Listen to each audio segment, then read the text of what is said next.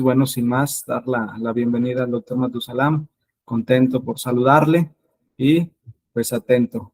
Bueno, entonces, pues buenos días para todos y todas. Bueno, mi nombre es Mausalán Pantevi Suárez y de mi compañero Diego Fernando Pérez Trujillo, quien nos está compartiendo la presentación. Nuestra intervención gira alrededor de educación popular y educación para la paz, resistencias desde el sur de Colombia. Es una apuesta que hemos venido trabajando. Ustedes bien conocen que Colombia tiene un conflicto de más de 60, 70 años, en el cual pues llevamos sumidos y hay más de 100.000 muertos y desapariciones en la misma cantidad, muchas de esas perpetradas pues por parte también del mismo Estado, ¿no? Y de organizaciones al margen de la ley, en las cuales pues todos y todas nos hemos visto involucrados directa e indirectamente. Las universidades, las instituciones de educación superior y las instituciones de educación, pues formal, eh, han tratado como de mirar estos procesos, pero pues se dificulta ya que pues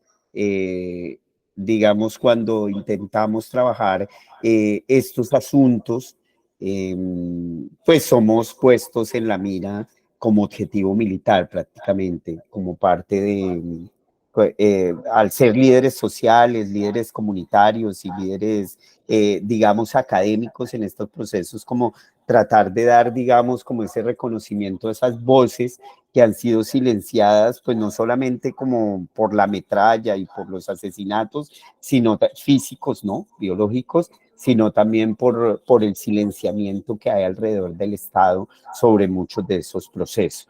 En el 2016, pues hicimos la firma del proceso de paz con la FARC, con las Fuerzas Armadas de Colombia, las Fuerzas Armadas Ejército del Pueblo, que es una de las guerrillas que las cuales han estado inmersas dentro de ese conflicto. Cuando digo es una, es porque hay muchos actores y actoras que giran alrededor de estos procesos y pues los hacen, los complejiza, ¿no? En estos procesos pues nos encontramos con el profesor Diego y otros compañeros y compañeras que también hemos sido víctimas dentro dentro de ese ejercicio amenazante como líderes en el reconocimiento de esas voces y de esas visibilizaciones.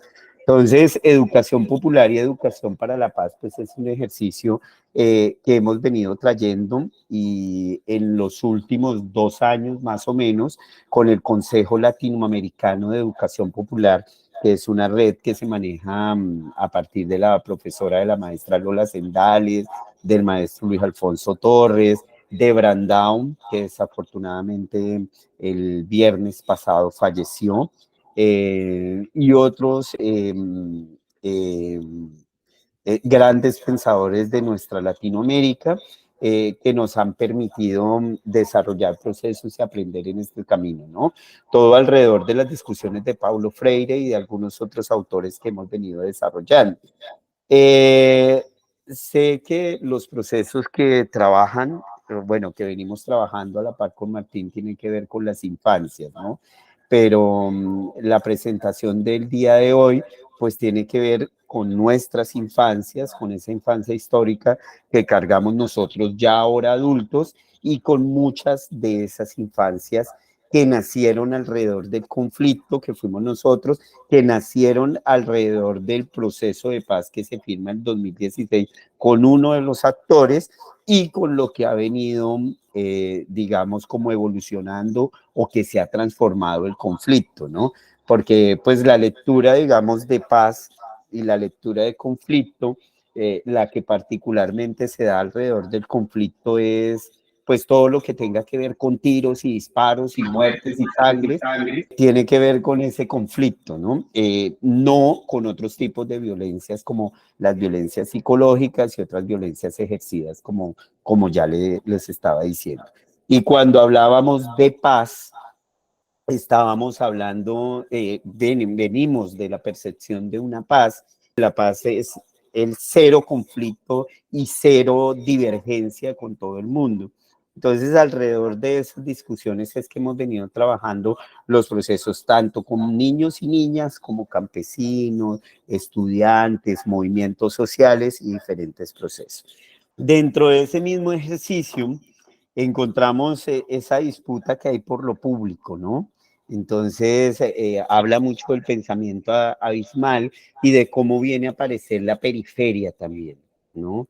Entonces, como están relegados allá, cuando aparecen aquí en el ejercicio de ciudad, y pues Ciudad Martín conoció Neiva, es una ciudad como de 400.000, 300.000, 400.000 habitantes, no es una ciudad muy grande, pero es una ciudad donde confluye muchos productos agrícolas, ¿sí? Y es una ciudad muy seca y muy caliente, y dentro de la ciudad no tenemos muchas cosas.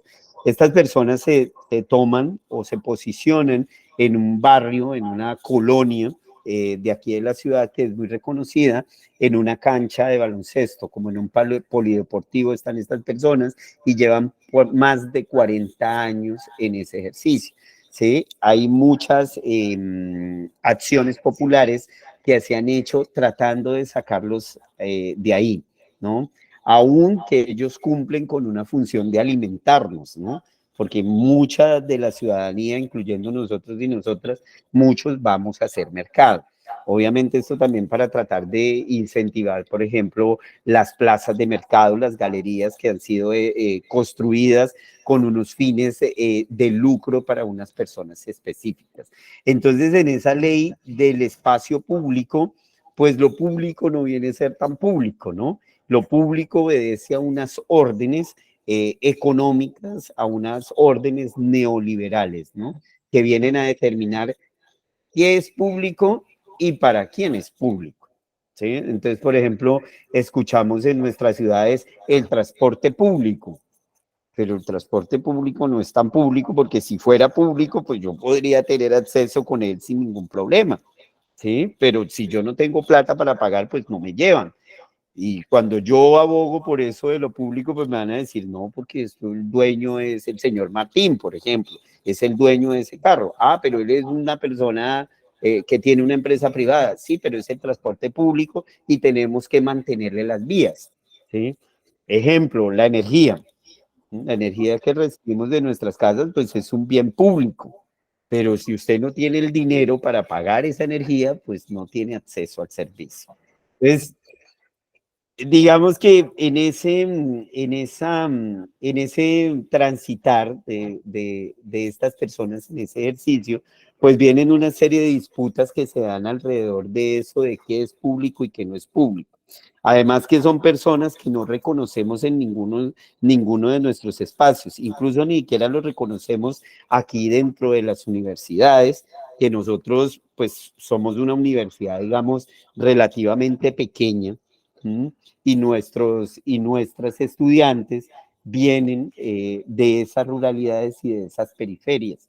Y pues una parte como el objetivo fundamental del proceso que hemos venido trabajando con el equipo de educación popular es intentar darle ese reconocimiento a esas personas que nos ponen el pan en nuestra casa, que nos ponen la comida en nuestra casa, ¿sí?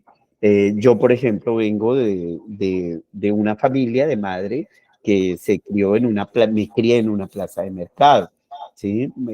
Diego también tiene un acercamiento a esos procesos, ¿no? Entonces, digamos, estamos reconociendo esas polifonías contrahegemónicas, ¿sí? Esos saberes y esas estéticas otras que aparecen acá. ¿Mm? Y la discusión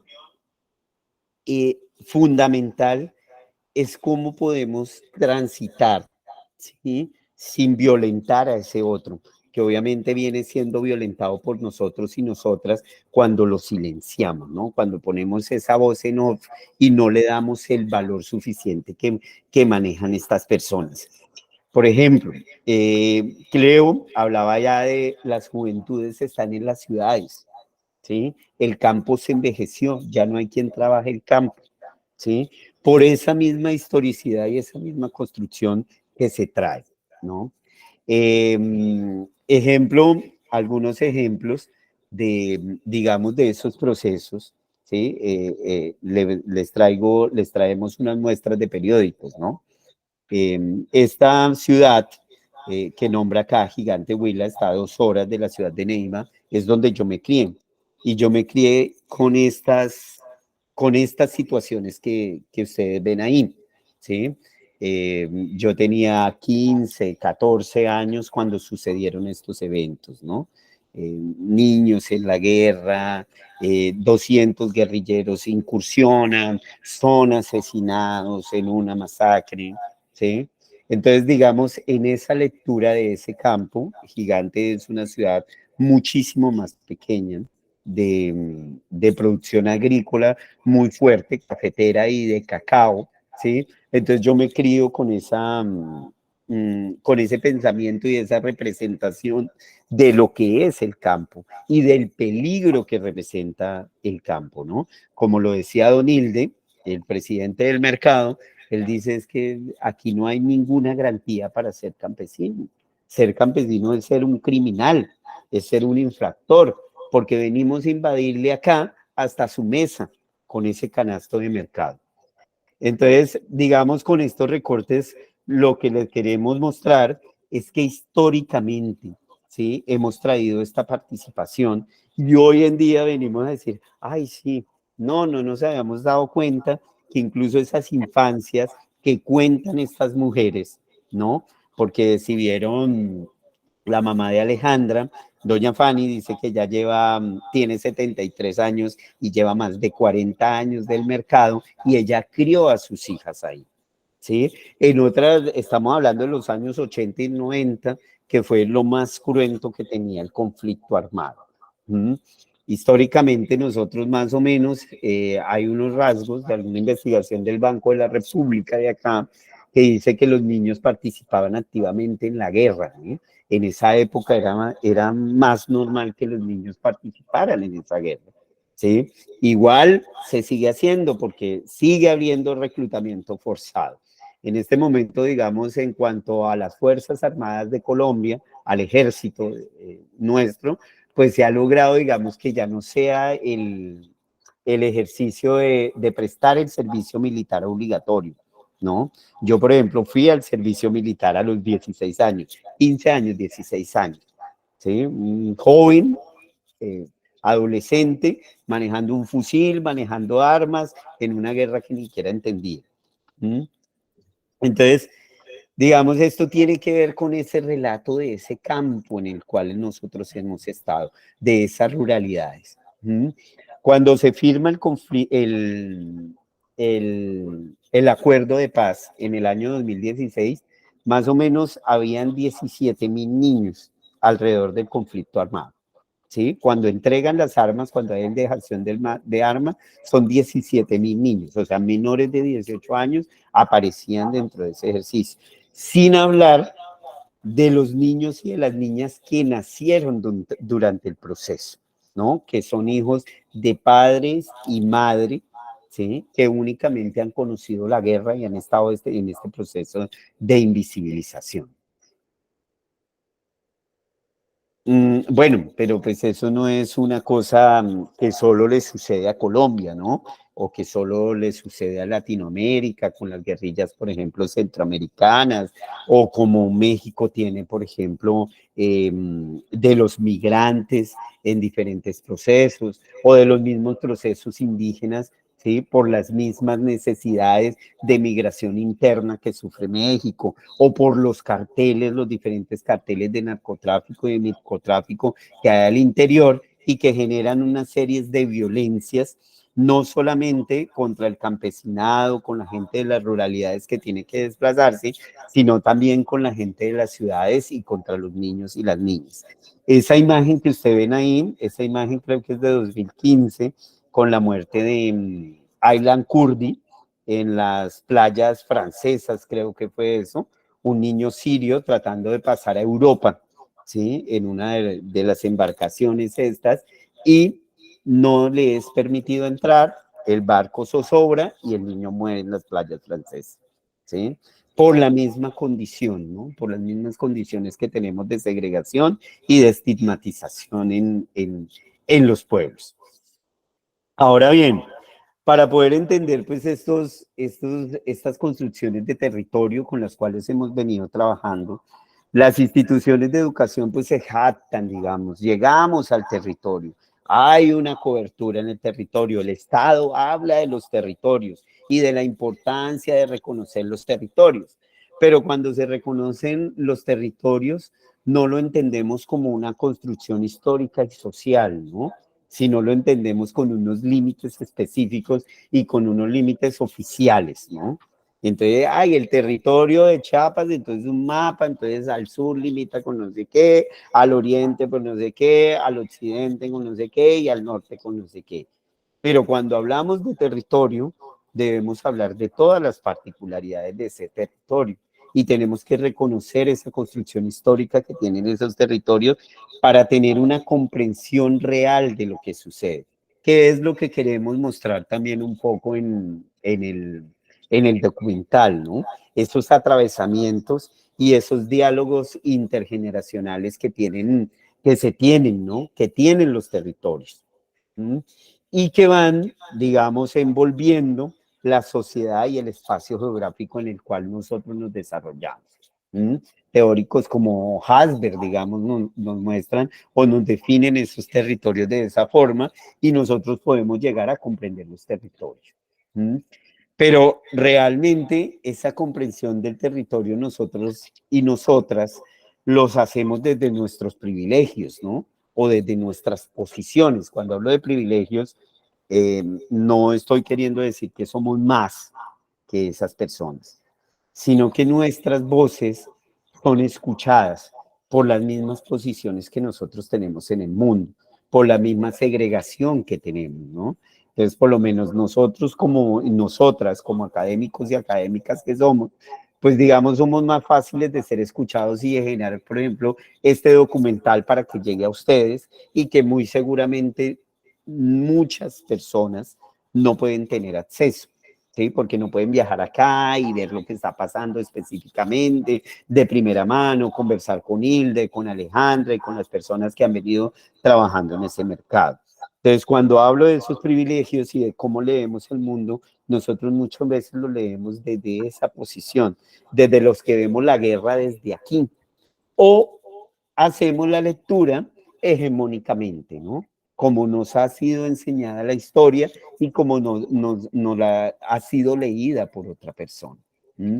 La imagen que ven ahí es un territorio indígena en el cual también desarrollamos otros proyectos y estamos desarrollando un proyecto alrededor de la chicha. En México se dice chicha, sí, a bebida fermentada de maíz, ¿sí? ¿O no? Martín. No, hay varios, perdón.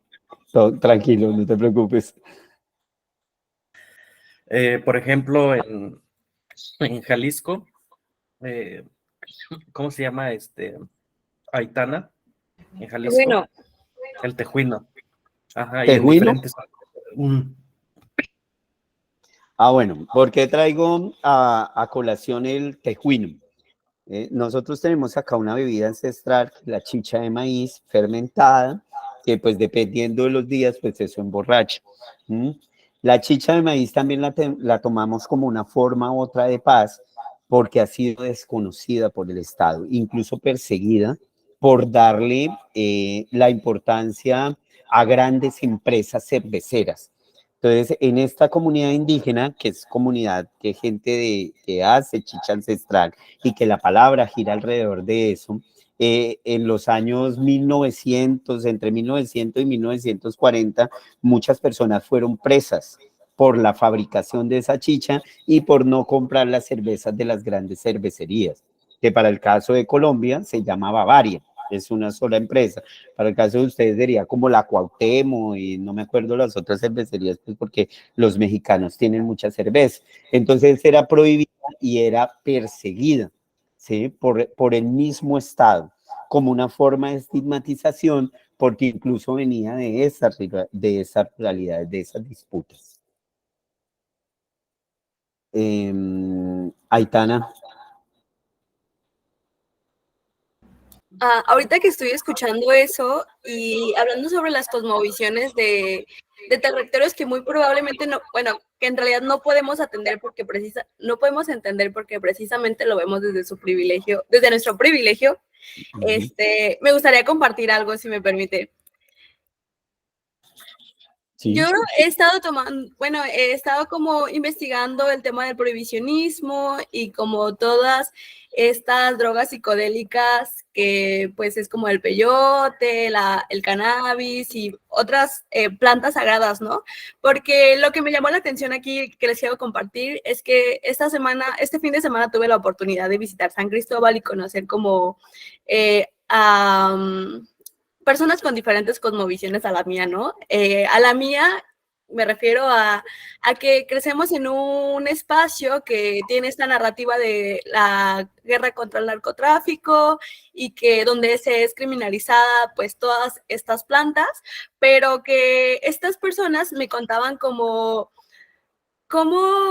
eran criminalizadas, pero que desde la cosmovisión de poblaciones originarias era vista como más allá, ¿me explico? Era como que tenía diferentes funciones y entonces me hace como mucho sentido como con lo del pozol, bueno, quizás no es del mismo ejemplo, digo, con lo de la micha o algo así, no me acuerdo cómo se llama. Chicha. No, o sea, me hace muchísimo sentido porque al final de cuentas es criminalizado, aunque en realidad tiene que ver con una forma diferente de ver las cosas, ¿no? Y como también es como el Estado el que está poniendo estas narrativas, porque también, o sea, es como algo bastante holístico, pero no sé si me debe entender, pero espero que sí. Pero bueno, gracias. Y Aitana. A eso es lo que queremos llegar, ¿no? Es cómo posicionar esos contrarrelatos o esos, no, bueno, no tanto, sí pueden ser contrarrelatos, porque viene siendo contrahegemónico frente a los que se han instaurado por el establecimiento, ¿no? Por el Estado, cuando digo el establecimiento, porque hay un relato instaurado en nosotros que dicen que tenemos que consumir cerveza Corona, por ejemplo, porque eso nos da un estatus, pero no consumimos pozol, porque pues eso es de nacos, ¿no? Es de esa gente criminal de por allá del campo, gente sin modales que consumen ese tipo de bebidas, ¿sí? Lo mismo pasa con el cannabis, lo mismo pasa con otros procesos. Pero eso pues tiene una discusión en ese relato hegemónico, en ese relato europeo que traemos, ¿sí? Entonces, en su imagen están viendo un mapa de la comunidad, del territorio, y les muestro este mapa porque este mapa me encanta, lo hace Miguel, un niño de 6 años indígena, al cual se le pidió hacer ¿no? Pues para podérsela mostrar a las personas que no pueden ir hasta allá. Y Miguel hace ese mapa que ustedes ven ahí, y pues cuando Miguel nos busca y nos entrega el mapa, la profesora, ellos no tienen educación propia, tienen educación occidental, la educación a la que tenemos acceso la gran mayoría acá, no tienen educación intercultural, sino la colonizadora. La profesora le dice que es ese reguero de pinturas que tiene, que eso no era lo que se le había solicitado de trabajo, que se le había solicitado un mapa. ¿Sí? Eso es para hablar de esos relatos que tenemos instaurados. Miguel, de 6 años, él se va triste con su hoja, pues porque obviamente eso requirió un trabajo por parte del niño, y yo voy atrás del niño, pues a preguntarle qué era lo que había hecho, y pues él me empezó a contar. Y yo le pedí a Miguel que por favor me llevara el lugar de su comunidad, el cual había dibujado, ¿sí? Y ese fue el lugar que había dibujado Miguel. Miguel había dibujado su casa, no sé si da para ver bien en sus pantallas. Entonces, ahí en la parte, Dieguito, si señala la parte negra, a mano derecha tuya, esa es la casa de Miguel, ¿sí? Lo que hay en amarillo al lado de la casa es el burro, que si lo ven, está ahí al fondo, ¿sí? Hay un burro parado, ¿sí?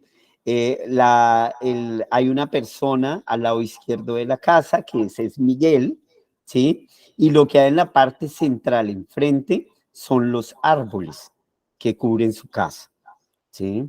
Entonces, ahí uno se pregunta, ¿será que el relato de Miguel es el errado o la errada es la profesora con su relato colonizador que no hizo un mapa, el cual tiene unas fronteras con un croquis, como es el que nos han venido enseñando durante el transcurso de nuestras vidas, de nuestra vida académica, de nuestra formación, ¿sí?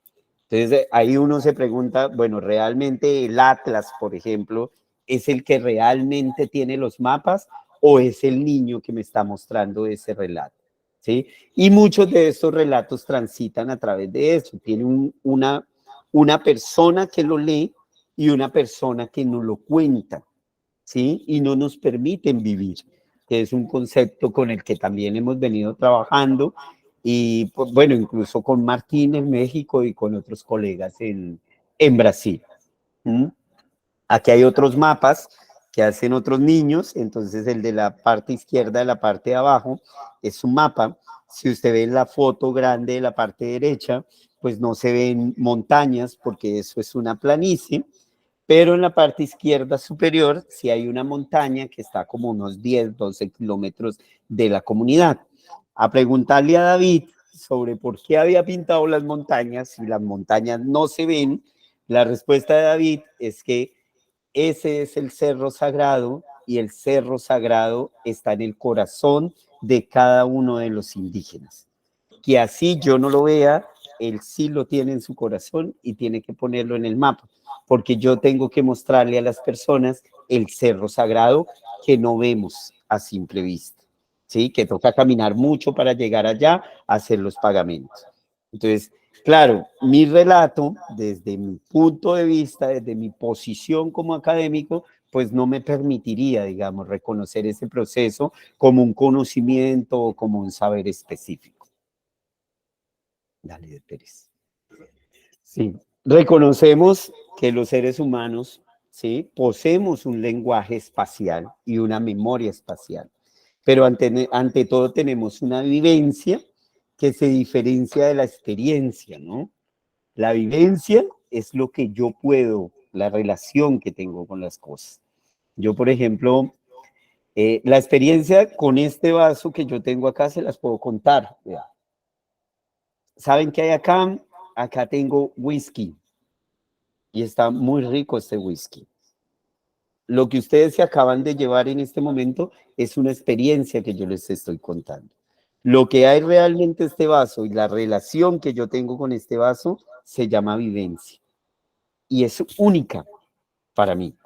¿Sí? Así yo les diga, hasta que ustedes es café negro sin dulce, muy seguramente, porque María Elena hemos compartido esta vivencia, ¿sí? De tomar un café cuando ella se puede volar de la gran ciudad y viene para acá a visitarnos.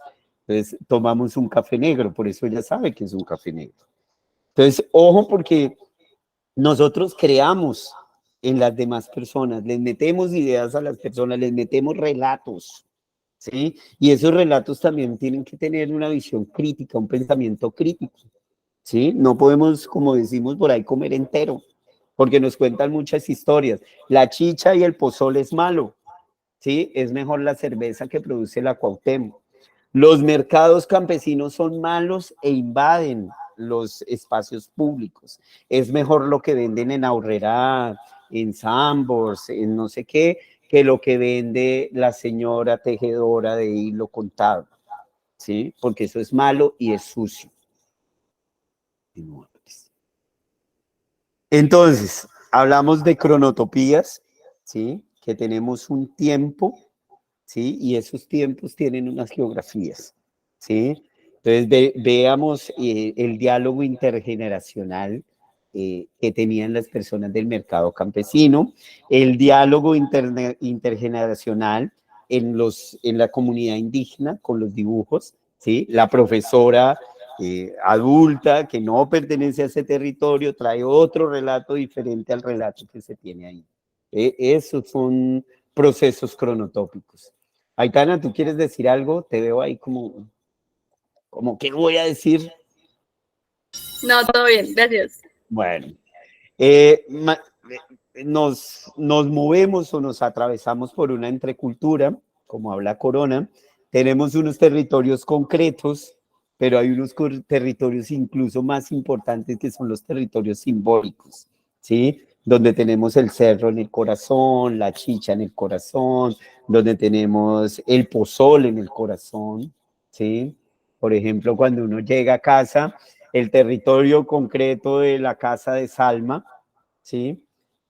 Pero es una casa que tiene 3 habitaciones, 2 baños, una sala, un comedor, tiene un jardín, ¿sí? ¿Cuál es el territorio simbólico? Cuando ella llega a su casa, huele a hogar, a casa, y solamente ella tiene esa vivencia, sabe a qué huele su casa. Huele a comida de su mamá, huele a comida de su abuelita, huele a sus hermanos, a sus compañeros, a la gente que vive con ella, ¿sí? Hablamos y existimos para el otro, asumimos el mundo en esa cultura, entonces tenemos que ser responsables con esas cosas que decimos y con esas cosas que hacemos y con las cosas que le decimos al otro, ¿sí? Tenemos que entender que el tiempo y el espacio son categorías fundamentales de nuestra existencia y que todas merecen, ¿sí? Y tienen un valor, no una encima del otro, todas tienen que ser valorizadas de la misma forma, ¿sí? Nacemos en un mundo de lenguajes con artefactos culturales y palabras, con unos paisajes, unos territorios, que somos seres de lenguaje, ¿no? Alguna vez le escuché en pandemia a Martín que decía, la diversidad tiene diversidades, ¿sí? No porque ya seamos diversos, entonces no vamos a decir que no hay diversidades dentro de esas diversidades, ¿sí? No puedo decir, ay, sí, es que somos diversos porque reconocemos lo indígena, porque reconocemos lo afro, porque reconocemos las orientaciones sexuales. Dentro de esas diversidades hay otras diversidades, que también hay que reconocer esas diferencias. Bueno, es aquí, en este punto precisamente, en el que es importante, aparte de, bueno, todas estas reflexiones que ha compartido Matusalán en torno al territorio, en torno a nuestras lecturas del mundo, en torno, por supuesto, también a las temporalidades, a los sujetos que poseen estos lenguajes, a las memorias, a las vivencias, a las experiencias, digamos también a los diálogos intergeneracionales, a los modos de ser y de estar en el mundo, que es necesario introducir, digamos, esta reflexión sobre la paz. Y esta reflexión sobre la paz, pues también nos lleva a pensar en una serie de interacciones, en una serie de encuentros, digamos también en una serie de articulaciones entre lo que significan nuestras preocupaciones académicas y pues por supuesto también, digamos, nuestras responsabilidades ciudadanas. Esto pues en el marco de nuestro oficio, como educadores, como formadores, digamos como sujetos que orientamos esos procesos de cualificación, contacto con otros sujetos y con otras preocupaciones que de alguna manera pues hoy en este espacio al que nos ha invitado cordialmente Martín, en el que compartimos con ustedes de manera pues tan plena, esto nos llevan a pensar en cómo promover esas prácticas, esos aprendizajes y esos valores que conduzcan a los individuos, a las comunidades, a las instituciones a gestionar y a transformar esos conflictos que enfrentan. Todo en estos contextos nos llevan también a pensar, bueno, ¿cuáles son las vías? ¿Cuáles son las rutas? ¿Cuáles son, por supuesto, digamos, como nuestras responsabilidades, nuestras corresponsabilidades? Y aquí es en donde aparecen, digamos, estas discusiones en torno a la paz. ¿Y cuáles son los lugares de enunciación en términos de estas temporalidades que nos permiten a nosotros trabajar pues la proyección a la comunidad, como de pronto se denomina académicamente, o la gestión del trabajo de la universidad hacia la comunidad y la investigación? Aquí es en donde aparece una preocupación auténtica por indagar en torno a la paz, por supuesto, desde el relato de la educación o de las educaciones y las pedagogías para la paz. Esto nos lleva también, de alguna manera, a auscultar lo que significan, digamos, los símbolos, las semióticas, las semánticas de la paz. Y allí es en donde empiezan a aparecer una serie, digamos, como de significados, una serie de mensajes, pues que nosotros en este momento interpelamos. Primero, las temporalidades en torno, digamos, a la preocupación por la paz. En Colombia, para mencionarlo de una manera muy puntual, el estudio o la preocupación por una educación y unas educaciones y unas pedagogías para la paz, podríamos decir que surgen más o menos sobre los años 90, cuando se exacerban los conflictos y los actores armados, hablamos por ejemplo de las bandas criminales, de las delincuencias, digamos, barriales, de las delincuencias urbanas, de los grupos paramilitares, digamos también de la insurgencia más orientada a la transformación del proyecto de país, que pues nosotros conocemos como guerrillas de una manera muy peyorativa. Esta exacerbación del conflicto nos lleva a empezar a pensar, digamos, en formas de gestión y en formas, digamos, desde el escenario educativo de transformación, digamos, de esa realidad que nos aqueja, pero también formas de transformación que nos llevan a pensar y nos llevan a preguntarnos, bueno, primero, pues, ¿qué es lo que produce este conflicto? Porque, digamos, no es el único que tenemos, no es el único que tenemos que enfrentar, pero sí es el más visible, y digamos que es uno de los que nos llama a todos a intervenir y que de una u otra manera nos afecta. Así no seamos actores armados, así no seamos actores políticos. Y en ese sentido, entonces empezamos de alguna manera a preocuparnos primero por lo que para nosotros significa la paz. Y en esa, digamos, preocupación, pues empiezan a aparecer las preguntas sobre los símbolos que para nosotros han representado la paz.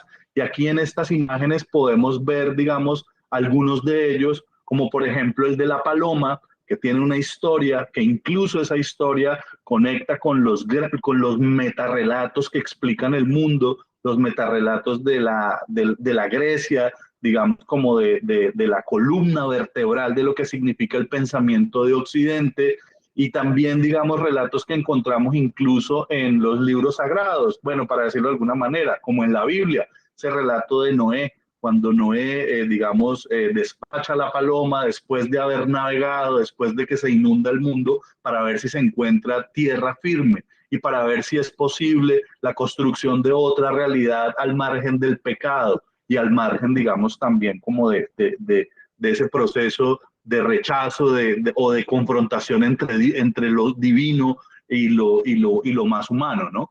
Entonces ahí empezamos a encontrar estos símbolos que nos enseñan de alguna manera a reconocer, a asumir ciertas imágenes, ciertas expresiones semióticas como las más cercanas a nosotros.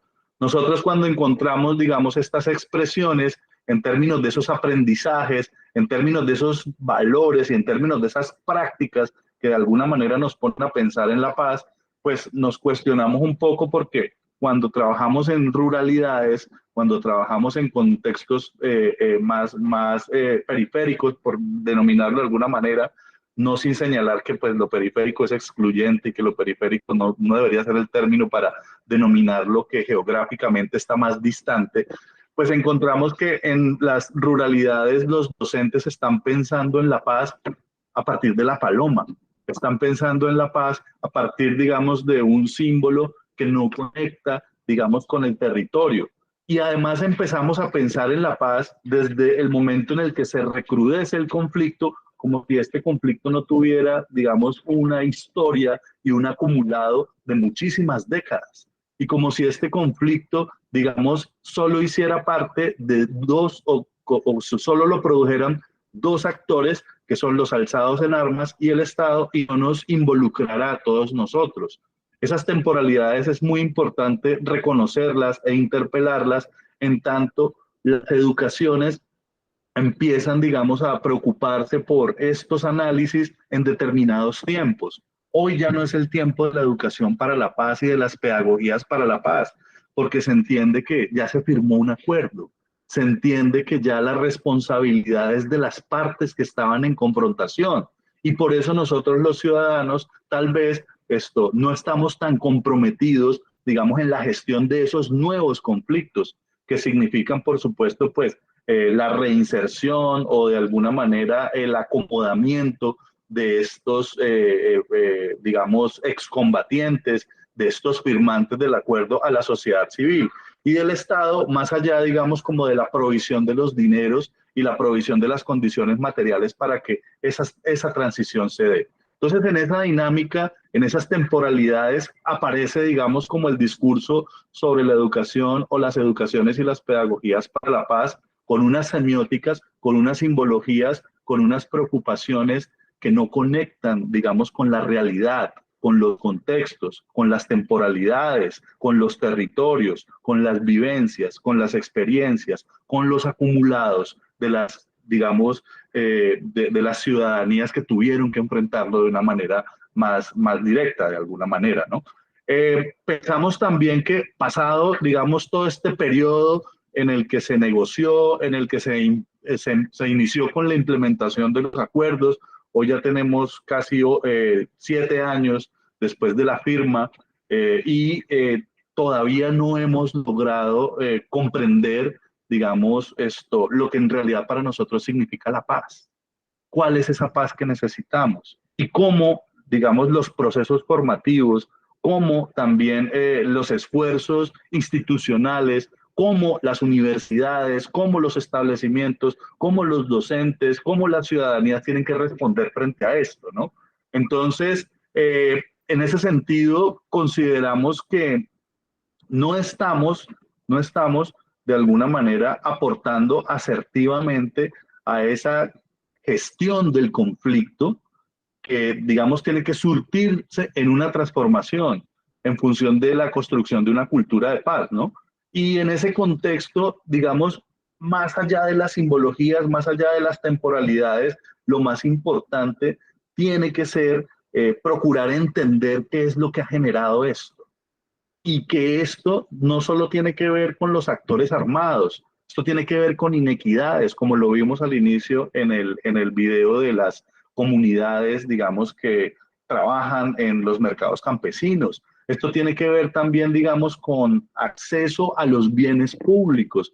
Esto tiene que ver con condiciones materiales. Esto tiene que ver con exclusiones. Esto tiene que ver con segregaciones.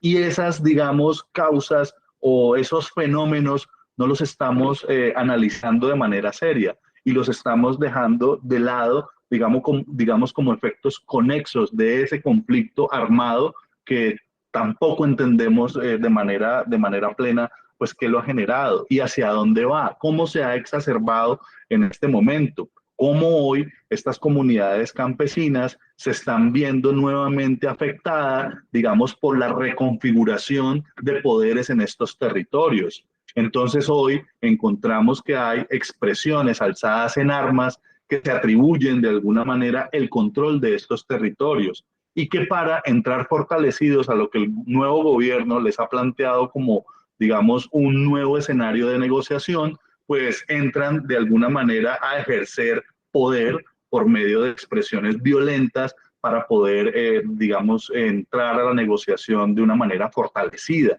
de una manera, digamos, como enfática. Y esto afecta a estas comunidades campesinas que han estado, digamos, excluidas de la posibilidad de acceder al poder y de acceder a los recursos que el Estado brinda. Sabemos que estas comunidades no cuentan, digamos, con las vías propicias para sacar esos productos. Sabemos que los planes de ordenamiento territorial, los POT, dicen que los mercados campesinos no pueden ser, porque para eso están las plazas mayoristas y las plazas minoristas. Pero nosotros también sabemos que hay otras dinámicas de poder, porque también grandes plataformas, digamos como los grandes mercaderistas, digamos, de la alimentación, pues tienen unos intereses allí y por supuesto están de alguna manera presionando sobre la base del pago de los impuestos para que estas personas, entre comillas, se formalicen y sigan existiendo esas intermediaciones que impiden que las personas que trabajan en los mercados campesinos puedan de alguna manera acceder a esos recursos a los que no pueden por efecto, digamos, como de estas intermediaciones, ¿no? Estos son cuestiones muy importantes que es clave visibilizar. Y en este sentido, digamos, y sobre la base de esta lectura del mundo, pues nos cuestionamos sobre las semióticas de la paz. Nos preguntamos, bueno, ¿cuáles son esos aprendizajes? ¿Cuáles son esas prácticas? ¿Cuáles son esos valores que estamos impulsando desde los procesos, digamos, formativos, que conduzcan a los individuos y a las comunidades a gestionar esos conflictos y a transformarlos, ¿no? En función, digamos, como de un principio de acuerdo para poder, digamos, después echar a andar todos los otros procesos conexos, ¿no? Y ahí es en donde vienen esas lecturas del mundo, esas preocupaciones que hoy queremos compartir con ustedes, que seguramente son preocupaciones compartidas, sobre la base también de anhelos compartidos. Detrás de la idea de la paz que nosotros estamos de alguna manera obscurtando, pues están esos procesos que tenemos que acompañar con los habitantes de estos territorios. Detrás de, digamos, esta preocupación que nosotros tenemos por el bienestar, digamos, por el bien común, están también procesos de proyección que son responsabilidad importante de los establecimientos de educación superior, de los establecimientos de educación básica y media, y que también tienen que de alguna manera cuestionar cómo estamos construyendo las políticas públicas educativas y cuáles son las apuestas estratégicas de estas políticas públicas educativas. Y no pensar, digamos, en las temporalidades y en las modas. En los 90 fue una moda hablar de educación para la paz, de pedagogías para la paz, por la exacerbación del conflicto. Esa moda vuelve, digamos, en boga a la luz, digamos, del inicio del 2013, del 2015, con la Cátedra de Paz, que es el dispositivo del gobierno para transversalizar las discusiones en torno a los conflictos en el currículo oficial, en el currículo hegemónico, dándole, digamos así, de alguna manera cabida a una discusión pues que era muy importante tener desde hace muchísimo tiempo y no como una moda y no como parte, digamos, de lo que se acordó con el actor armado. Hoy creemos que la discusión está un poco en desuso. Hoy no hablamos de una manera tan vehemente sobre educaciones y pedagogías para la paz porque tenemos otras preocupaciones. Hoy tenemos que pensarnos en cómo atendemos, digamos, a los lineamientos y a las, entre comillas, recomendaciones de la OCDE sobre el sistema educativo colombiano. ¿Cuáles son las apuestas estratégicas? ¿Cómo empezamos a implementar la educación expandida? ¿Cómo le damos cabida a un sistema de educación terciaria que forme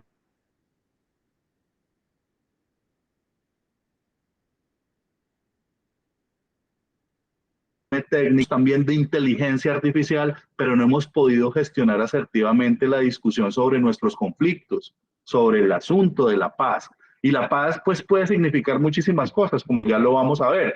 Aquí, digamos, hay unas expresiones de estudiantes de instituciones educativas rurales que, como lo dijimos anteriormente, están fuertemente influenciados, digamos, por esa visión hegemónica de la paz que subyace, digamos, de una imagen que crea Pablo Picasso a la luz, digamos, de lo que significó la posguerra en la Segunda Guerra Mundial, sobre la base de un pedido para hacer difusión a un evento en el que se iban a socializar los acuerdos, digamos, como de negociación entre las partes en confrontación después de la Segunda Guerra Mundial, ¿no?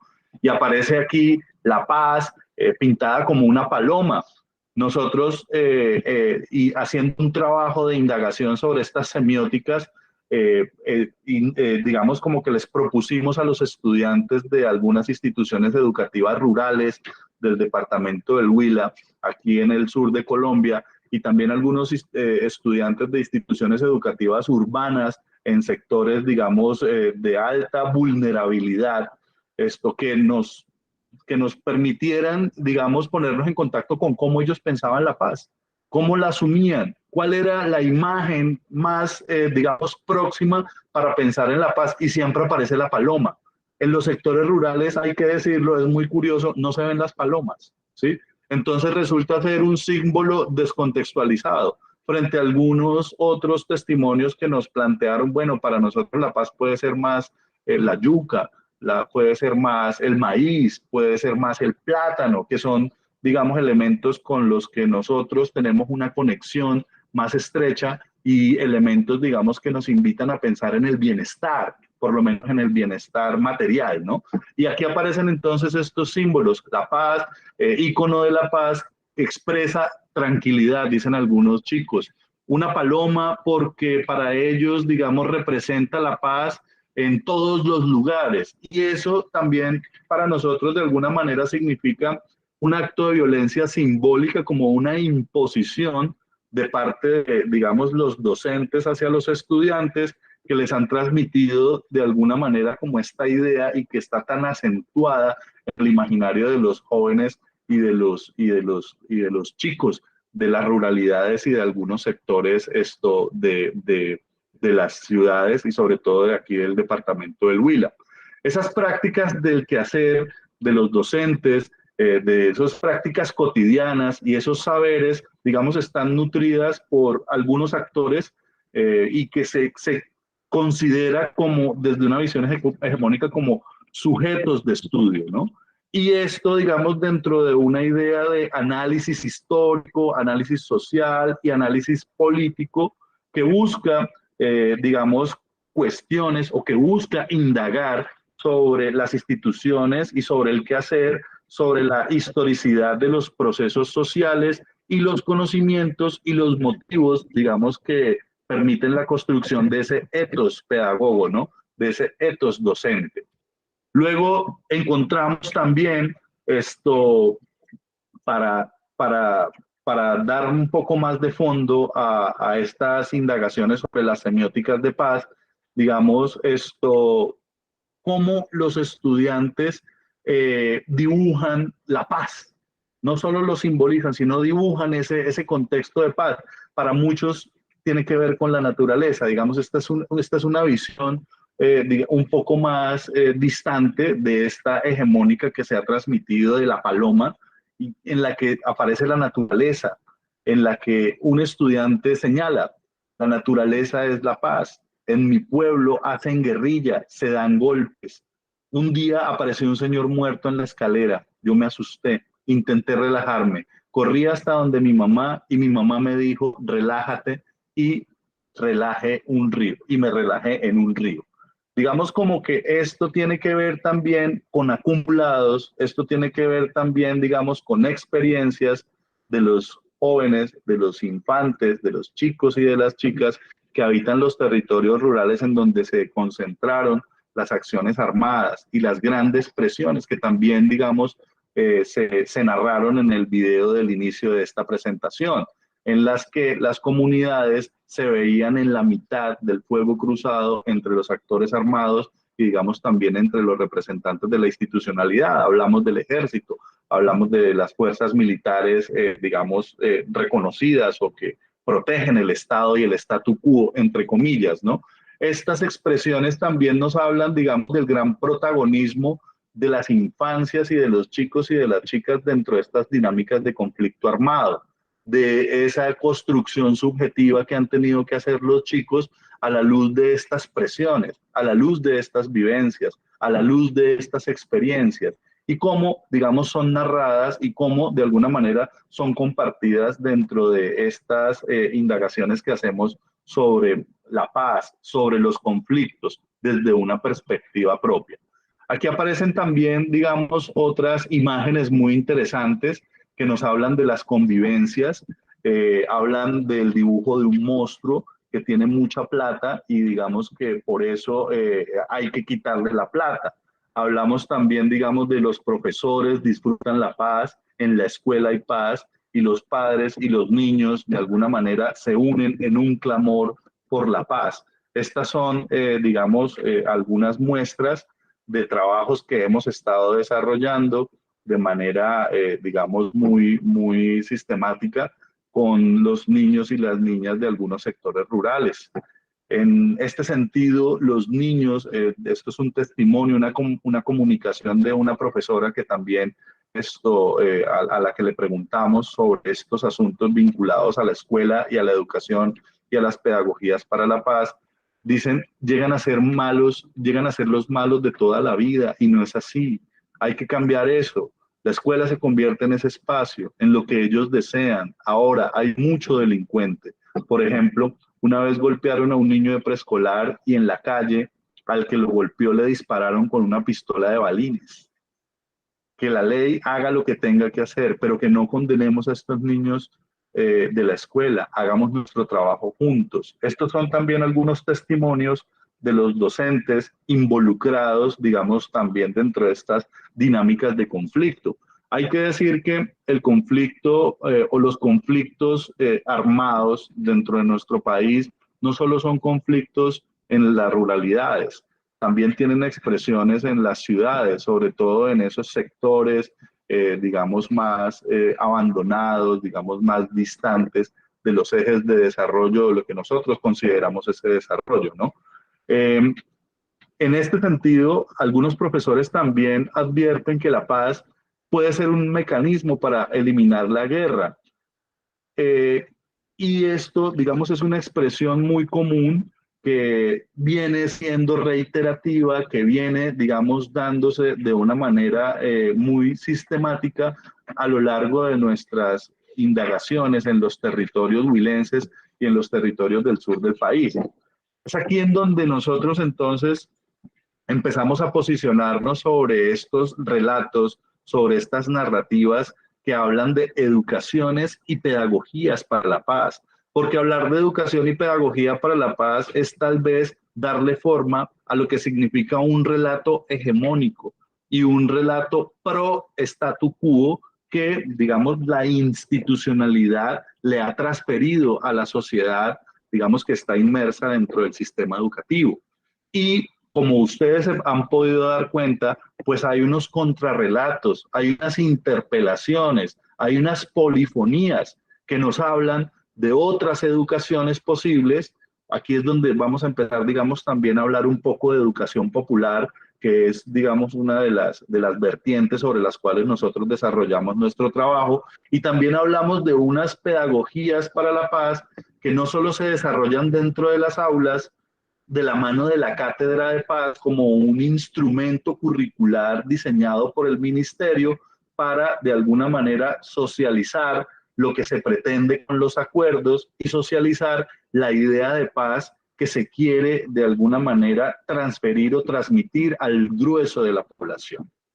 Aquí es en donde empezamos a pensar que, bueno, las temporalidades sobre los estudios de paz nos tienen que llevar, digamos, a un nivel de compromiso en el tiempo que no digamos que nos margine de la idea de pensar esto como una moda o como un nombre que se le da a la educación, así como se le da a la educación para la integración o para la educación multicultural, o la educación para la productividad, o la educación para las tecnologías de la información y la comunicación, o la educación para los afrodescendientes, o la educación para las culturas ancestrales, sino un tipo de educación, digamos, que pues permita comprender estas dinámicas políticas, sociales, culturales y económicas que nos han llevado de alguna manera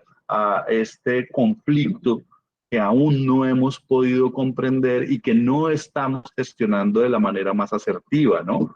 Entonces, esto, digamos, que nosotros les queremos plantear hoy, surge como una necesidad, ya lo dije en un momento anterior, de promover prácticas, de promover valores, de promover posicionamientos éticos, posicionamientos políticos que nos conduzcan mancomunadamente, digamos, no como actores que subordinan a otros para enseñarles cómo hacer la paz, sino que podamos trabajar conjuntamente digamos, desde esos acumulados, desde las negociaciones culturales, para lograr transformar, primero comprender y transformar esos conflictos que enfrentamos.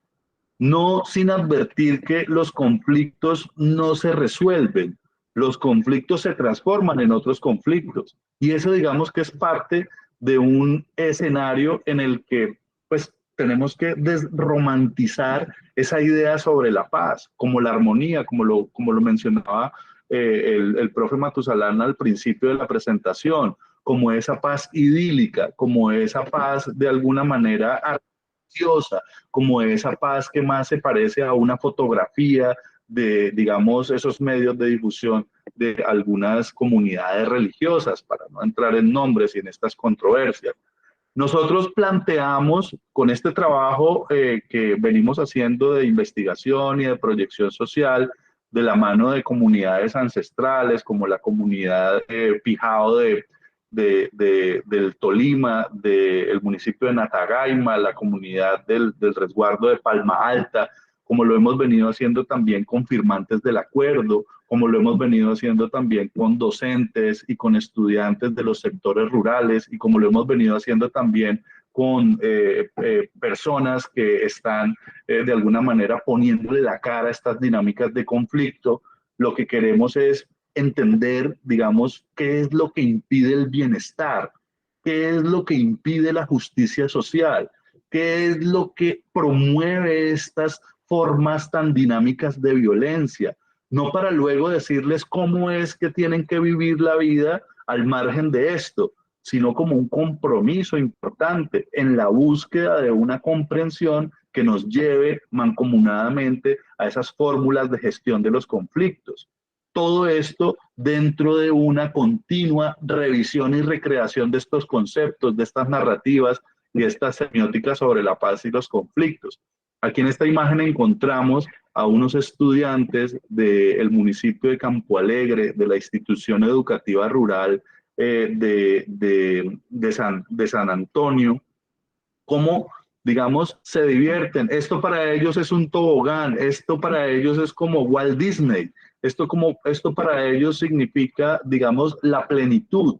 Para ellos también en estos sectores rurales, de alguna manera, la escuela significa un subterfugio, significa un lugar de bienestar en el que es posible encontrarse con, digamos, otras personas de su generación y de alguna manera hacer un alargamiento de esas construcciones subjetivas, vivir la infancia plenamente. En algunos sectores rurales, digamos, los niños encuentran la escuela como el lugar más próximo a un lugar de bienestar, porque como sabemos en Colombia, el lugar más peligroso que puede habitar un niño, una niña o una mujer es su propio hogar, ¿no? Y también sabemos, digamos, por fuentes diversas, que los índices de maltrato intrafamiliar, los índices de violencia intrafamiliar en los sectores rurales están disparados. Y esos también son causas que explican, digamos, cómo los infantes, cómo los niños nutren las filas de esas expresiones armadas al margen de la ley, ¿no? No es solo, digamos, el asunto del reclutamiento obligado que hacen estas fuerzas, sino también formas que encuentran estos menores de edad de esos contextos, digamos, nefastos en los que se tienen que desarrollar. Y aquí en la escuela encuentran de alguna manera un espacio para poder vivir esa infancia y para poder crecer al lado de sus congéneres y de sus, digamos, pares generacionales, ¿no? Aquí entonces viene una discusión también importante que tenemos que plantearnos sobre el conflicto, ¿no? Y el conflicto, de alguna manera, lo que expresa es la realidad de las diferencias, ¿no? Y esta última siempre estará presente, la diferencia, y es algo a lo que todos tenemos derecho. Eso no lo podemos negar. El conflicto, entonces, es ese enfrentamiento que ocasionan choques de intereses, digamos, diferencias entre valores, acciones o direcciones, y se producen porque las partes creen tener o tienen metas incompatibles. De alguna manera, el conflicto nuestro pues tiene una raigambre en la falta de acceso a los recursos y a los bienes del Estado, a los servicios públicos, a la educación, al saneamiento básico, acceso a la riqueza. En estas comunidades rurales en donde más se ha expresado el conflicto, el único actor de la institucionalidad es el docente. El único representante del Estado es el docente. Allí no hay hospitales, allí, como saben ustedes, no hay centros de salud, allí no hay vías propicias, allí lo que tienen estos habitantes, digamos, es una situación de exclusión y de segregación que pues raya, digamos, esto con lo que significaría un estado de bienestar, ¿no?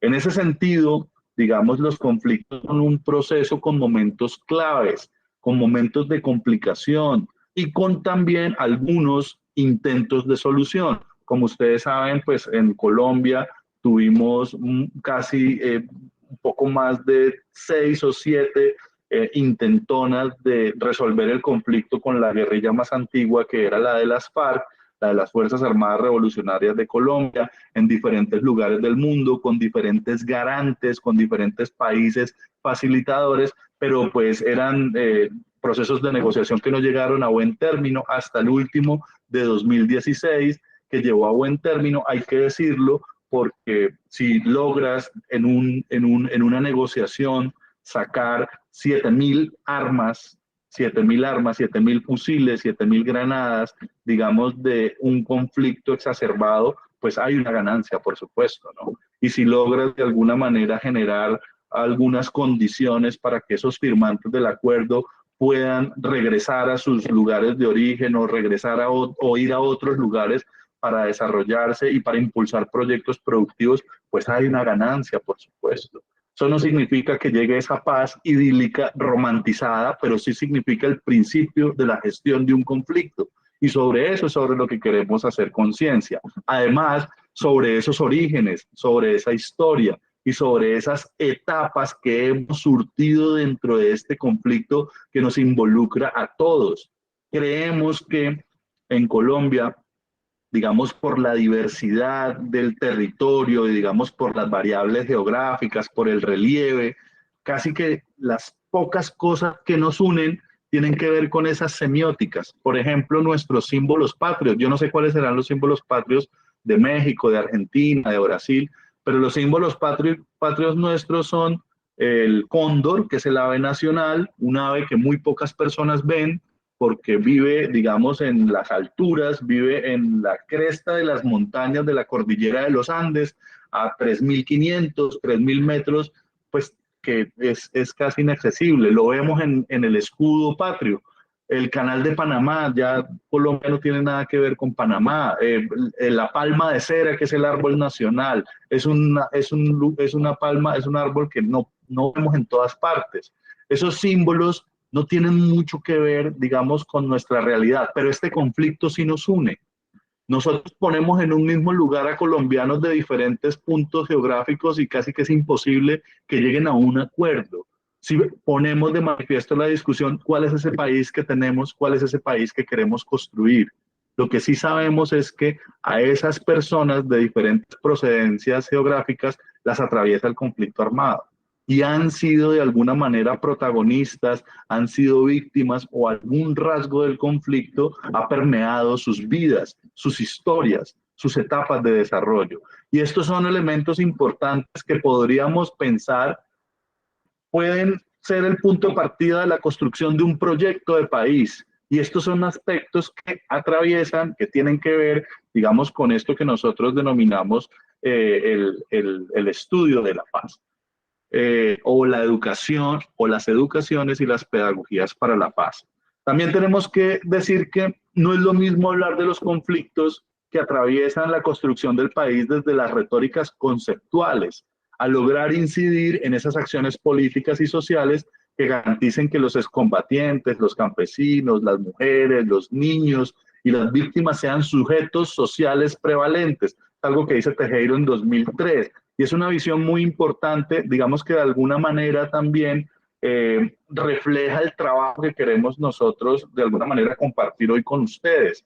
No vamos a decir con esto que somos pues los protagonistas de un proceso de transformación de realidad tan profundo que, digamos, podría ser un ejemplo para la humanidad, pero sí estamos comprometidos, digamos, desde el reconocimiento de esas voces otras, de esas subjetividades otras, de esas experiencias otras, de esas vivencias otras, de esos elementos que constituyen el conflicto, que es importante que comprendamos como un punto de partida, ¿no?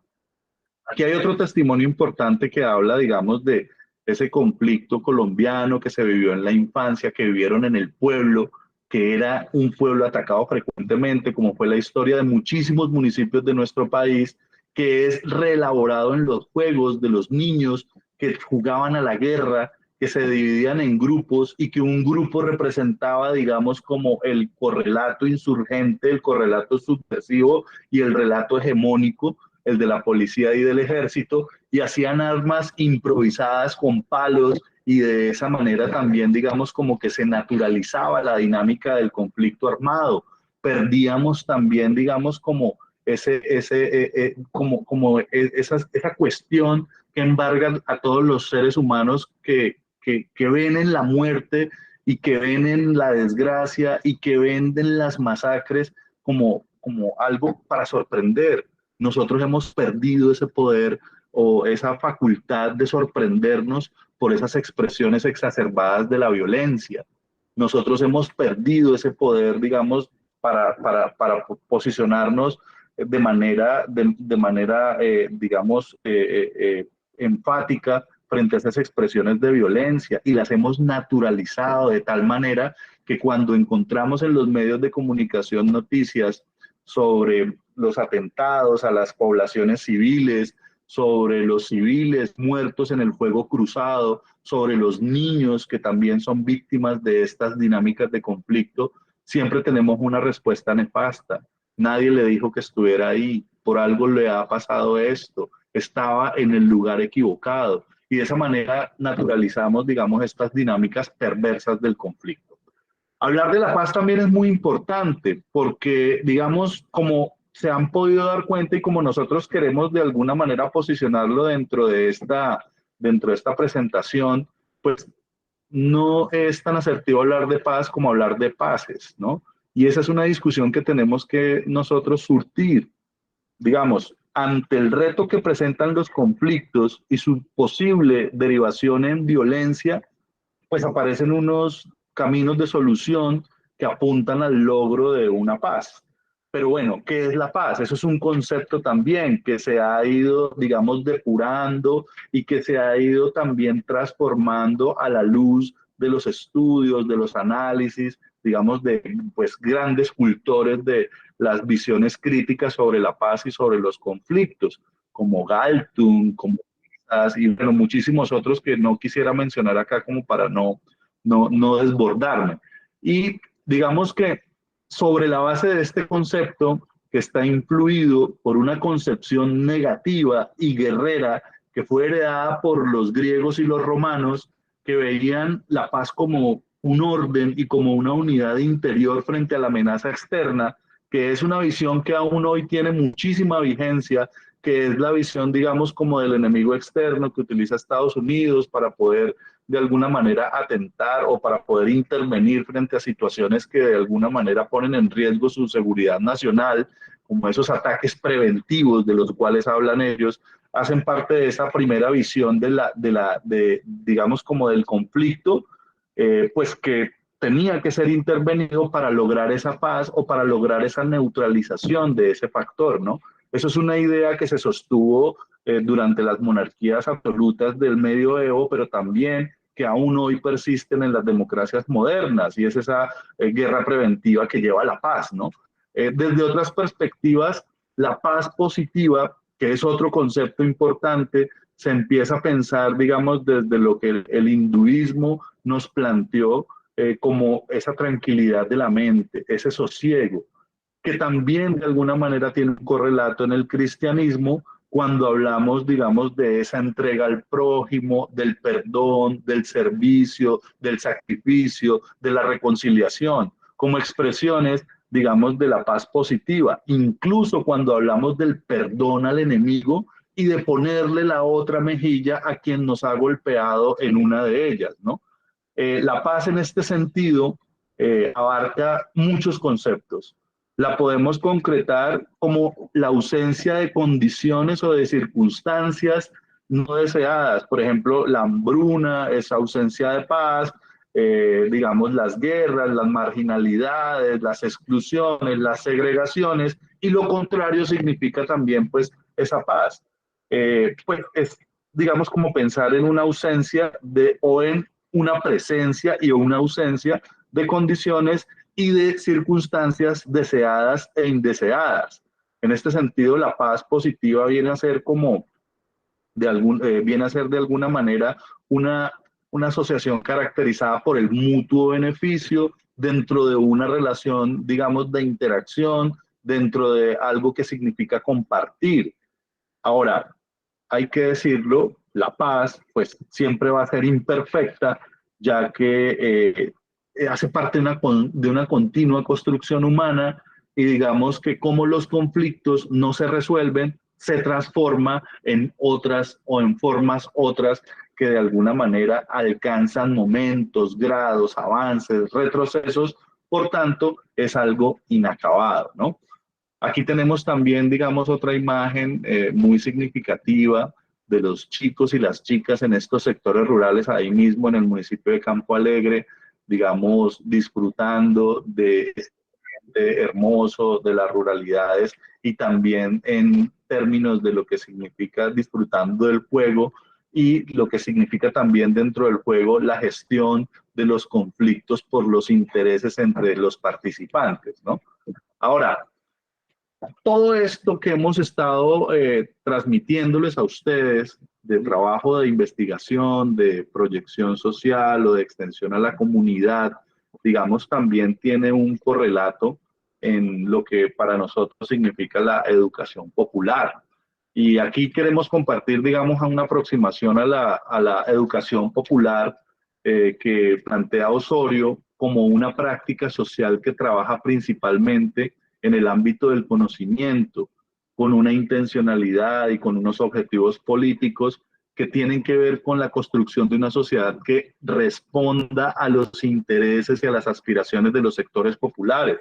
Y cuando hablamos de esos intereses y expectativas frente a esos destinatarios de su acción, pues hablamos de los campesinos, hablamos de las comunidades indígenas, hablamos de las mujeres que habitan los territorios rurales, hablamos de los docentes que trabajan en territorios rurales, hablamos también de las organizaciones de base, hablamos de los sindicatos, hablamos de las organizaciones juveniles, hablamos, digamos, de todas estas expresiones que pugnan por reconocimiento y que pugnan también por equiparar las condiciones materiales de la existencia en función, digamos, de un empoderamiento político y ético para la construcción de un país en el que quepamos todos, ¿no?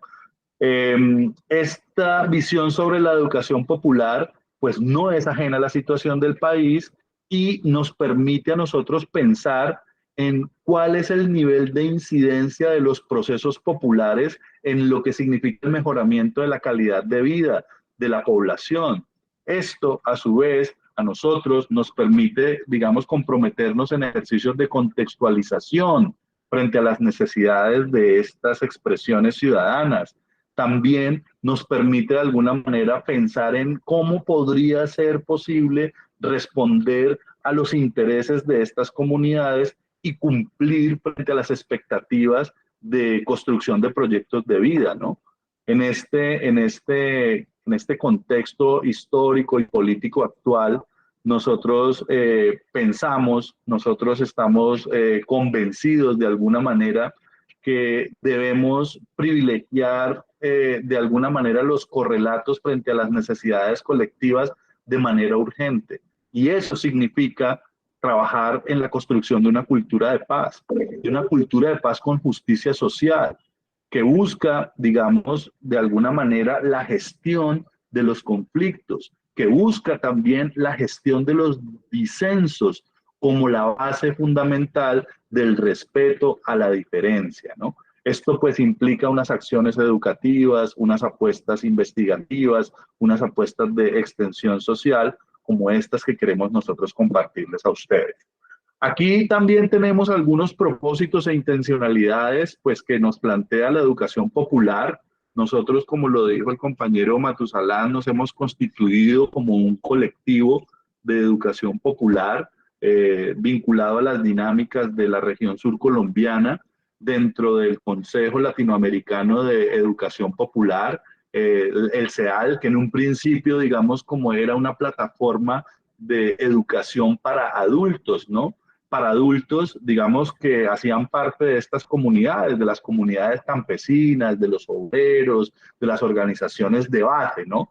Y esas intencionalidades, esos propósitos, pues que persigue la educación popular y que de alguna manera dan cuenta del trabajo de este colectivo que es el CEAL y de nuestra idea, digamos, de aportar a la paz, a la cultura de paz, desde las educaciones y de las pedagogías para la paz, pues tienen que ver con unos propósitos y unas intencionalidades. Nosotros consideramos que el conocimiento se ha de construir y ha de darse de forma colectiva. Consideramos trabajar con los otros, no para los otros, ni por los otros. En ese sentido, el diálogo de conocimientos tenemos que reconocer que está mediado por relaciones de poder y factores culturales. Por eso hablamos de diálogos igualitarios, no por ser académicos, no por ser empleados, miramos de manera subordinante a las comunidades. No tenemos las respuestas efectivas frente, digamos, a esas dolencias que tienen, pero sí estamos dispuestos a trabajar conjuntamente y a validarlos como interlocutores. La negociación cultural es un proceso en el que se intercambian, reafirman o desechan aprendizajes, pautas de conducta, saberes, lógicas e imaginarios. Eso también es algo que trabajamos de manera muy consistente en forma de el diálogo de saberes. La negociación cultural es una expresión de ese diálogo de saberes.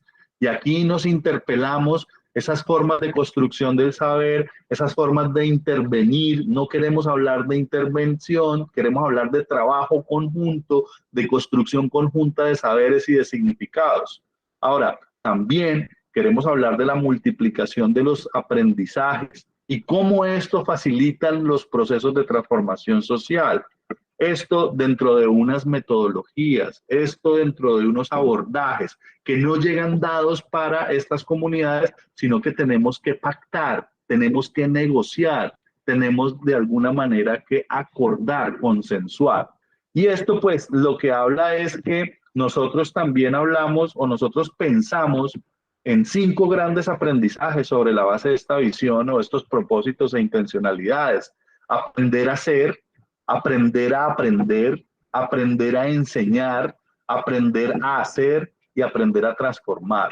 Puede sonar mucho como ese discurso, digamos, como tan dado a la narrativa sobre las competencias cognitivas, las competencias praxeológicas, las competencias actitudinales, pero en todo caso lo que queremos es propiciar desarrollos desde nuestro propio aprendizaje.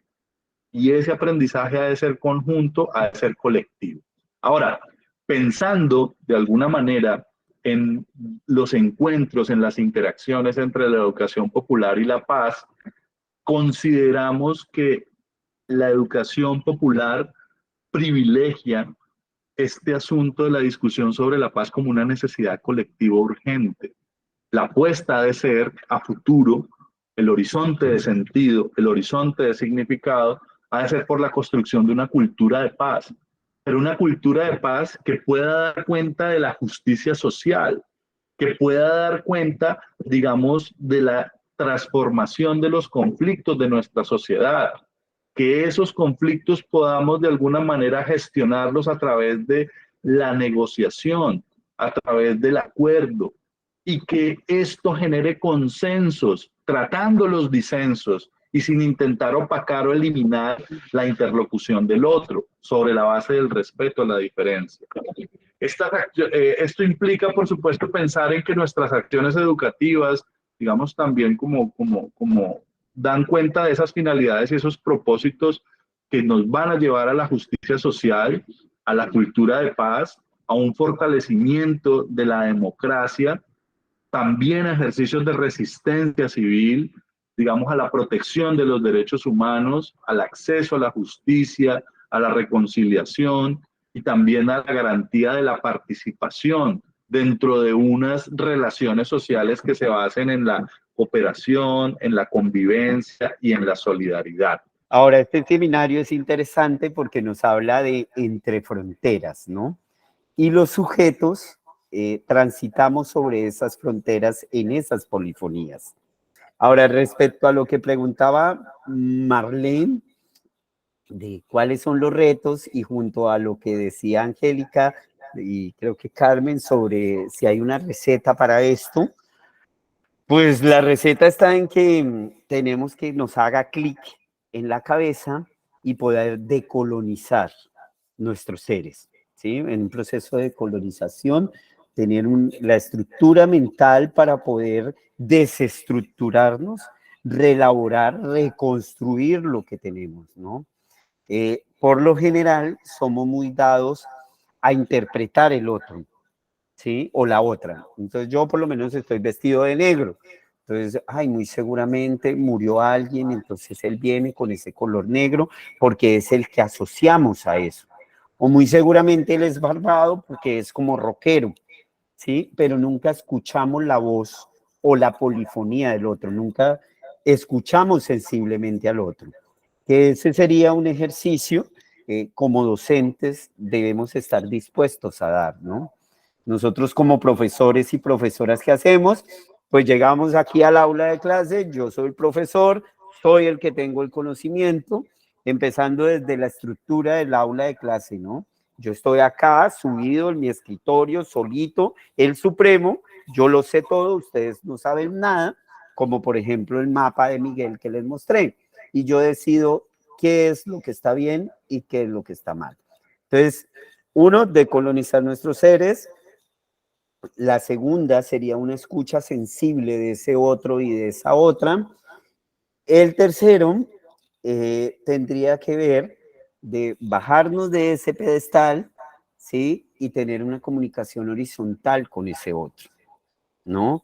Debemos saber que ese otro no está ni debajo de nosotros, ni encima de nosotros, sino está frente a nosotros.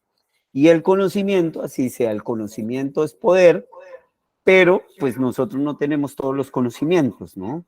Hay personas que también saben cosas, ¿sí?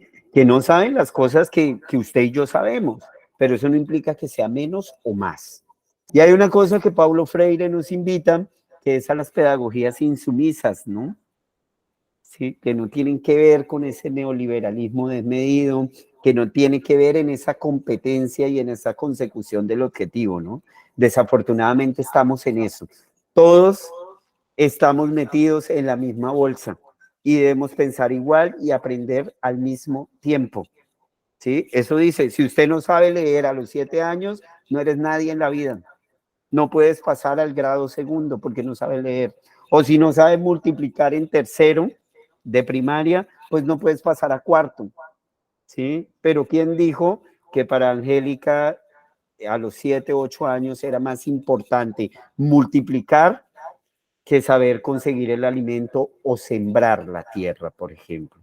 Porque en su comunidad era más importante eso, o es más importante eso, que sepa cuándo es que se siembra, no multiplicar, ¿sí? ¿Cuándo va a llegar la lluvia para que le haga bien a esa siembra que va a hacer? ¿Cuándo va a haber una sequía? ¿Mm? Aunque dicen que las lecturas del mundo son un poco más complejas ahora, ¿no?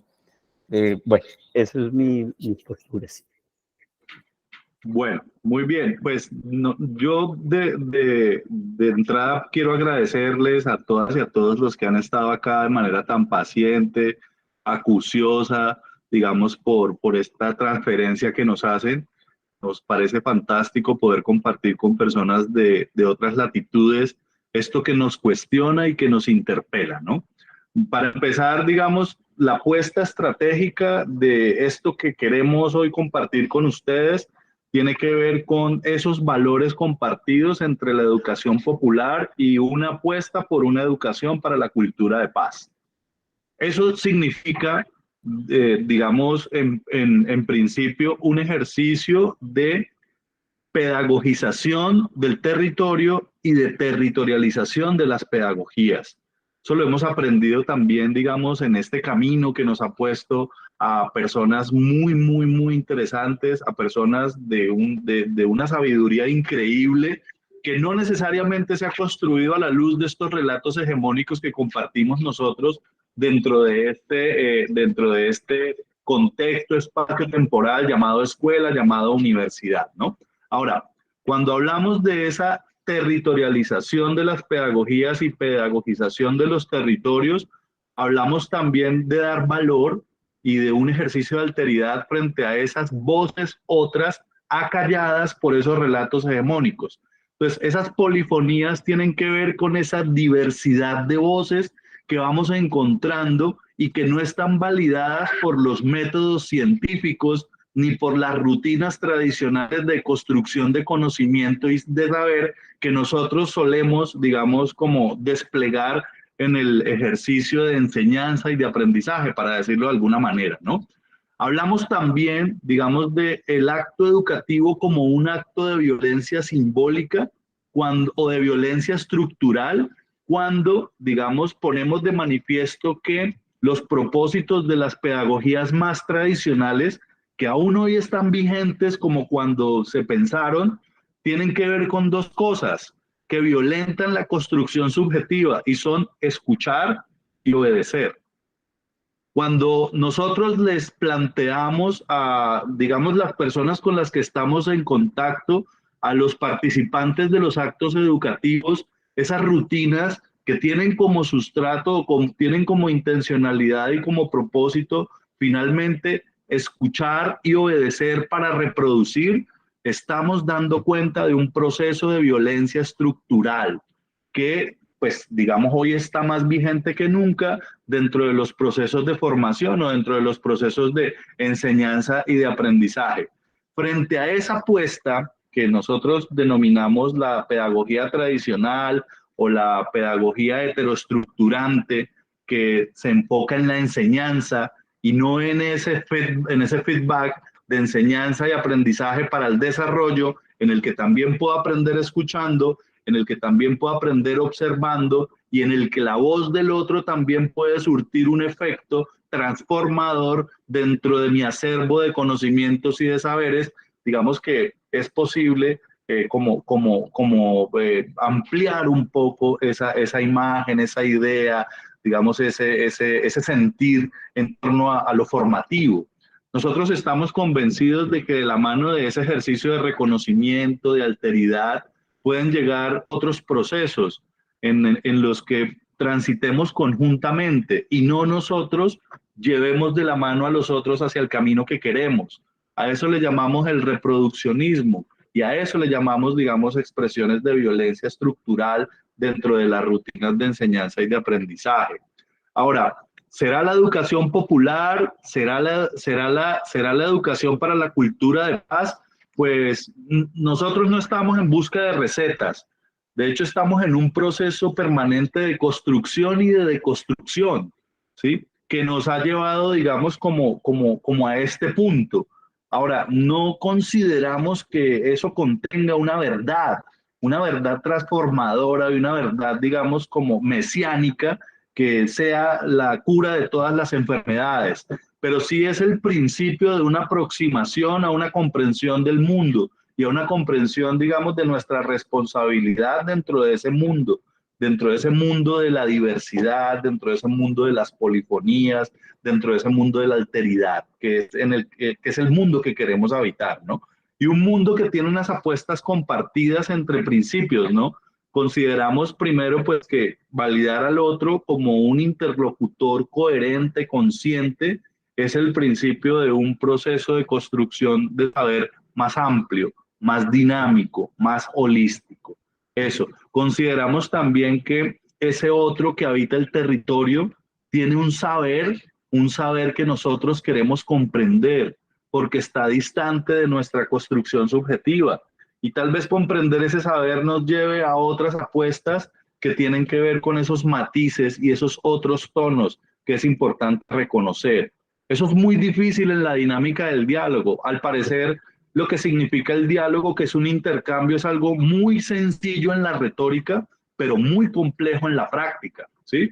Y eso de escuchar al otro y tener en cuenta al otro y validar el pensamiento del otro, que no se ha construido académicamente, que no tiene tus títulos, que no tiene tu dedicación, que no ha escrito, que no ha ido a ponencia, que no tiene la oportunidad de estos espacios, pues podría sonar un poco desafiante, ¿no? Pero si nosotros empezamos a comprender que el conocimiento, digamos, habita los territorios y quienes habitan los territorios son portadores de conocimientos, pues podríamos seguramente avanzar en esa idea del diálogo que elimina la del monólogo, ¿no? Esa es, digamos, como parte de esa apuesta compartida. No sabemos hoy si esta sospecha que tenemos, digamos, en torno a las educaciones y a las pedagogías para la paz, de la mano de una visión sobre la educación popular, sobre la educación con las comunidades campesinas, con las comunidades ancestrales, con las organizaciones de base,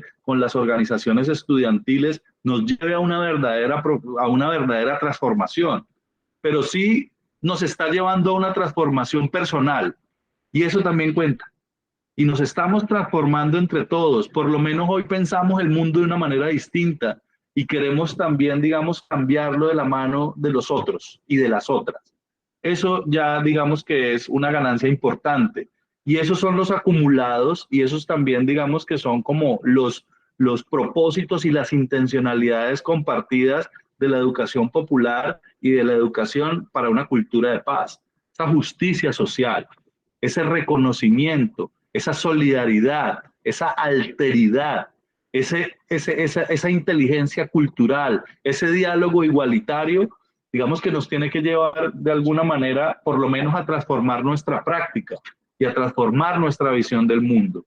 Y dada esa visión transformada del mundo y esa visión transformada de nuestra práctica, seguramente es posible transformar otras cosas en otros espacios, pensando en ese ejercicio de territorialización de las pedagogías y pedagogización de los territorios. Yo quería agregar algo sobre las polifonías. Es un concepto de Bakhtin que viene sobre cómo llevar la vida al arte, ¿no? Él habla sobre eso y habla sobre que nosotros, uno, somos sujetos incompletos y dos, que nosotros vamos reelaborando a través de otras voces o de voces otras y nos vamos alargando en un proceso de alargamiento, ¿sí? O sea, toda esta discursividad yo me he venido alargando a través de otros autores. Cuando yo escribo, por ejemplo, sobre algo, mi voz, por ejemplo, en un trabajo de grado, en una tesina, en una monografía, en una tesis de doctorado, Diego, que creo que está haciendo doctorado ahorita, cuando usted escribe, pues usted tiene una voz protagónica, pero cuando yo leo ese trabajo luego, deja de ser el protagonista y aparece mi voz, aparece otra polifonía y yo le empiezo a imprimir otros tonos, otros sonidos, ¿sí? Entonces, por ejemplo, cuando leemos un libro, cualquier libro que se nos ocurra, bueno, Gabriel García Márquez, no es lo mismo que lo lea Angélica, que lo lea Aitana, que lo lea Diego, que lo lea Martín, ¿sí? Porque le vamos imprimiendo unas fotos, unas voces, unos sonidos, ¿sí? Unos tonos que permiten alargar a Gabriel García Márquez, ¿sí? Y él deja de ser el protagonista, el autor de ese libro, y me convierto yo en el protagónico y en el autor de ese libro, ¿sí? Esto de las polifonías y del arte, de la vida llevada al arte, también intenta hacer una crítica a las formas de visibilizar la investigación, ¿no? por ejemplo, a través de un documental, por ejemplo, a través de un mapa, a través de un dibujo, de una fotografía, y no como siempre decía Diego, de un artículo, de una ponencia que tiene una rigurosidad, una metodología específica, ¿no? Que tiene que tener una cantidad de personas, que tiene que tener una muestra y no sé qué, como diría un profesor mexicano que yo tuve de estadística, que me decía, es que usted tiene que decir qué tanto es tantito, ¿sí?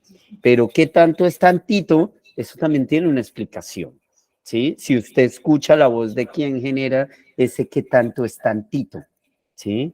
El tantito no es lo mismo para mí que para Martín, que para Diego, que para Aitana, para Angélica, no es lo mismo, no es una medida. Y yo lo puedo explicar si usted me pregunta qué tanto es tantito, profesor, o qué tanto es tantito, profesor Aitana, ¿sí?